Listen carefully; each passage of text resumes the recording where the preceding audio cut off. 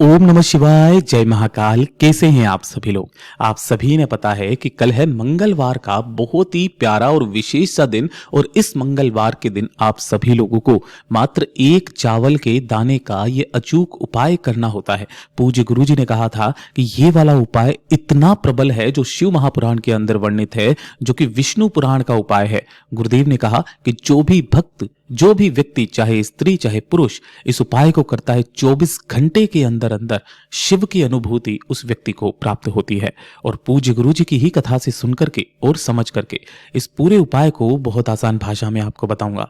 परंतु उससे पहले आप सबसे बस एक छोटी सी प्रार्थना करना चाहूंगा। जो भी लोग पहली बार आए हैं, चैनल को सब्सक्राइब जरूर से करेंगे और वीडियो को लाइक करके हर हर महादेव कमेंट बॉक्स में जरूर लिखेंगे। इस पूरे वीडियो में हम 3 महा उपायों के बारे में बात करेंगे जो आपकी अलग अलग कामना पूर्ति के लिए सिद्ध होंगे। तो ध्यान से सुनना है और समझना है।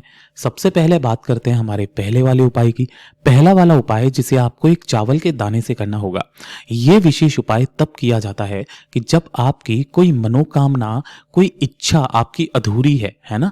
आपने काफी सारे उपाय भी कर लिए, आपने काफी सारे व्रत भी कर लिए, आपने सब कुछ करके देखा, पंडित जी से भी आपने सारे उपाय कर लिए, और जिस तरीके के भी आपको बोला गया कि आप ऐसा कर लीजिए आपका कार्य बन जाएगा, आप ऐसा कर लीजिए आपकी मनोकामना पूरी हो जाएगी, लेकिन महादेव तक आपकी कामना नहीं पहुंच रही है और आपकी वो कामना अधूरी है। कोई विशेष हृदय की बात जो आप भोलेनाथ को कहना चाहते हो, वही कार्य के लिए आपको ये उपाय करना है।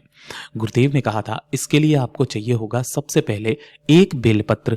नहीं मिलता है भोलेनाथ के शिवलिंग के पास में, जब आप जाओगे शिवलिंग पर जो बेलपत्र चढ़ा है उसे ही धो करके स्वच्छ जल से काम में ले सकते हैं। इसी के साथ में गुरुदेव ने कहा था मात्र एक चावल का दाना आपको लेना है, जो कैसा होना चाहिए, अक्षत होना चाहिए, पूर्ण। टूटा हुआ चावल का दाना भोलेनाथ पर समर्पित नहीं होता है, वरना आपको दोष लगता है। और इसी के साथ में आपको लेना होगा एक सफेद फूल, कुछ इस तरीके से। लेकिन ये चीज ध्यान रखना, चाहे आप कोई सा भी सफेद फूल ले लो, चाहे आप कनेर का भी एक सफेद फूल आता है, पीला भी आता है, इसके अलावा जो सफेद फूल मिल जाए वो ले लेना। एक फूल को छोड़ करके जो होता है केतकी का। पहले के वीडियो में भी बताया था मैंने केतकी के फूल के बारे में। तब एक भक्त का कमेंट आया था कि भैया हमें बता दो केतकी का फूल होता कैसा है ना। तो मैं आपको बता रहा हूं, ये इस तरीके से जो आप चित्र में देख रहे हो, ये है केतकी का फूल, ठीक है ना। ये महादेव पर समर्पित नहीं होता है, वरना आपको 1000 गौ हत्या का पाप लगता है।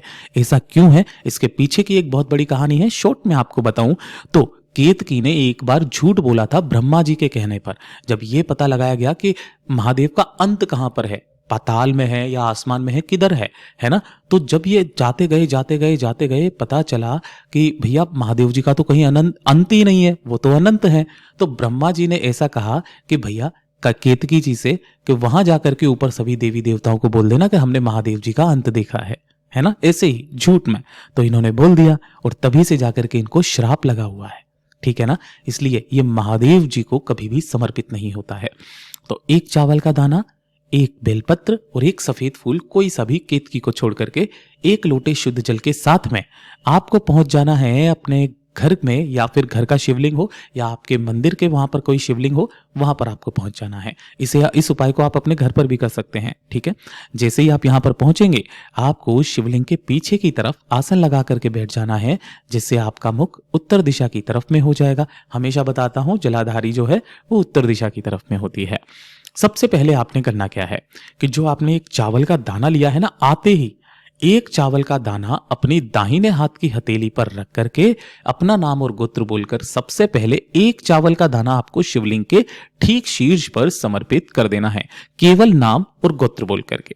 उसके पश्चात जो आपने एक सफेद फूल लिया है, उस सफेद फूल को जल के कलश में डालकर क्या करना है, जल के कलश में उस सफेद फूल को डाल करके अपनी कामना कह करके भोलेनाथ की शिवलिंग पर एक धारी से धीरे धीरे करके समर्पित करते चले जाना है।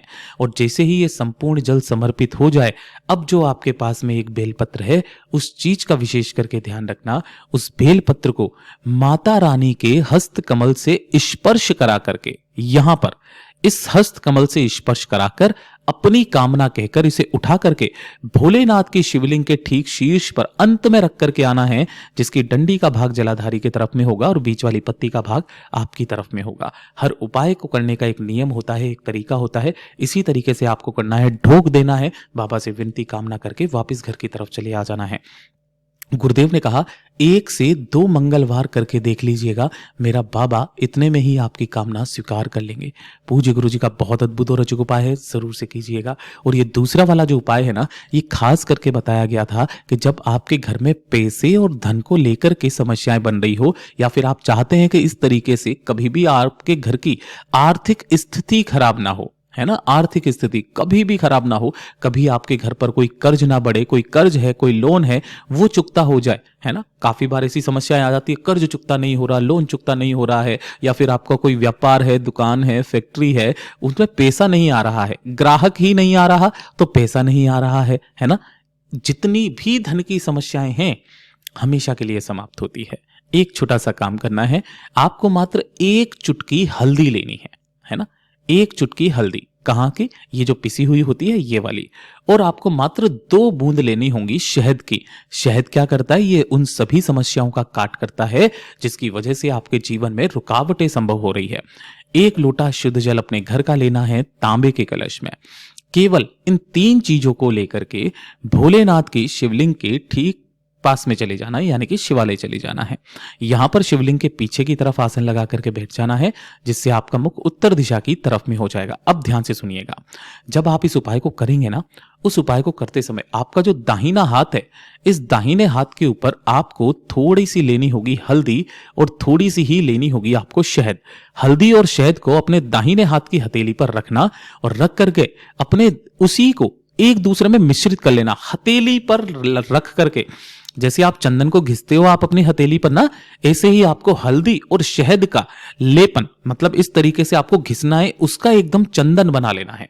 अब ये जो चंदन बना है, इसी चंदन का लेपन आपको माता अशोक सुंदरी के स्थान पर हल्के हल्के से करना है, अपनी मनोकामना कहते हुए। पूरा का पूरा स्थान महादेव जी की शिवलिंग पर, जो महादेव जी की सबसे छोटी सबसे प्यारी पुत्री है माता अशोक सुंदरी, उस स्थान पर करना है जहां पर मैंने आपको बताया है।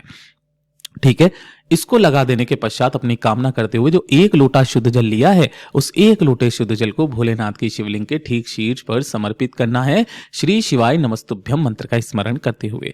जो भी जल जलाधारी से बहकर नीचे की तरफ आएगा, आपको अब उस जल को एकत्रित करना है, रोकना है। इस चीज को ध्यान रखना, जितना भी जल रोक सको उस जल को आपको एकत्रित करना है, रोकना है। बाबा से विनती निवेदन कामना करके इस जल को लेकर अपने घर पर आना है। घर के लिए कर रहे हो तो घर के मुख्य द्वार पर इस जल को छोड़ना है।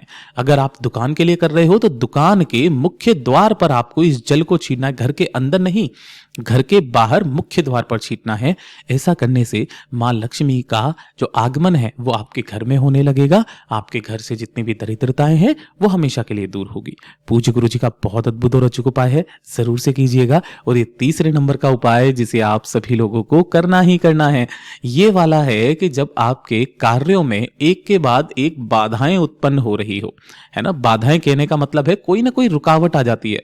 कुछ भी आपने कार्य करवाया जिसके अंदर आपके रुकावटें आने लग गई, चाहे वो आपके व्यापार का कार्य हो, चाहे आपके कोर्ट कचहरी का कोई केस चल रहा है, वो टाइम पे टाइम निकलता चला जा रहा है, कभी पूरा हो ही नहीं पा रहा है। शादी की बात आ जाती है तो होती होती शादी रुक जाती है, शादी में रुकावट आ रही है। कोई कार्य, कोई दुकान स्टार्ट होने से पहले ही कोई ना कोई आपके समस्या खड़ी हो जाती है, आपके कार्य नहीं बन रहे हैं। तो ये उपाय होता है किसी भी कार्य सिद्धि के लिए, जो सिर्फ और सिर्फ मंगलवार के दिन किया जाता है। कैसे करना है ध्यान से सुनिएगा। इसके लिए आपको लेना होगा 1 लोटा शुद्ध जल अपने घर का तांबे के कलश में, और 1 लेना है आपको धतूरा। अब ध्यान रखना, यहां पर जो आप धतूरा लेंगे ना, थोड़ा सा सूखा सा लेना, यानी कि जब आप इसको फोड़ेंगे तो आपको पूरे धतूरे का उपाय नहीं करना होता है।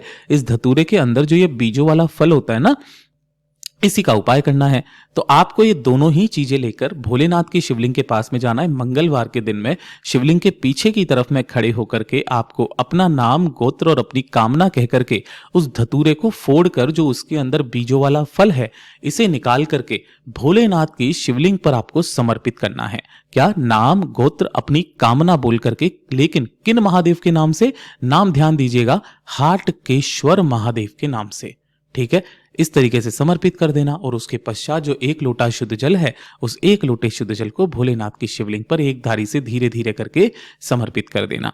जो भी जल जलाधारी से बहकर नीचे की तरफ आए, उस जल को रोकना नहीं है, पूरा जल समर्पित करते चले जाना है। ढोक देकर, विनती देकर वापस चले आ जाना। पूज्य गुरु जी ने कहा चाहे कैसे भी कार्य हो आपके सिद्ध होंगे ही होंगे। पूज्य गुरु जी के ये सभी उपाय बहुत ही ज्यादा खास और अद्भुत है, जरूर कीजिएगा। वीडियो पसंद आए तो लाइक करना, चैनल को सब्सक्राइब जरूर कीजिएगा।